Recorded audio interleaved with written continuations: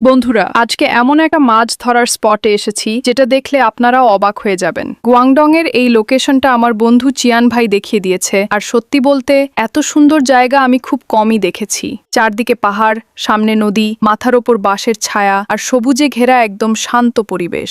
আমরা কিন্তু কোনো প্রফেশনাল ক্যাম্পার নই, তবে অলস মানুষের একটা সুবিধা আছে, কম কষ্টে কাজ শেষ করার উপায় ঠিকই বের করে ফেলে। দেখুন, অল্প সময়েই পুরো সেটআপ রেডি। আমার এই ছোট্ট ক্যাম্পটা কেমন লাগছে? বাজেট একটু টাইট, তাই দামি ফিশিং টেন্ট কেনা সম্ভব হয়নি, তবে ভাগ্যটা কিন্তু আজ ভালো। চিয়ান ভাই এই জায়গায় আগে থেকেই প্রায় 1000 জিনেরও বেশি টোপ ফেলেছিলেন, আর সেই সুবিধাটাই আজ আমি পাচ্ছি। গতকাল এখানে সারাদিন বসে থেকেও একটা মাছ পর্যন্ত পাইনি, একেবারে খালি হাতে ফিরতে হয়েছে। কিন্তু আজ প্ল্যান বদলে ফেলেছি। আজকের টার্গেট হলুদ ক্যাটফিশ।